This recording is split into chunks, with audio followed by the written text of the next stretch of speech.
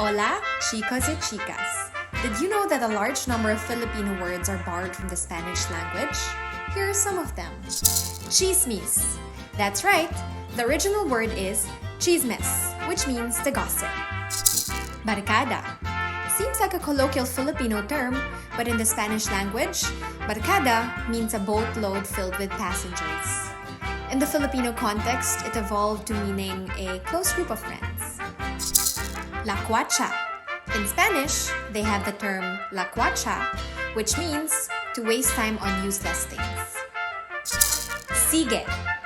Sigue actually came from the Spanish term sigue, which means giving the permission to go on. Intinde. This spins off from the Spanish term entiende, which means to understand. A more apt Filipino term for this same meaning is unawa. What other words can you add to this list? Comment below!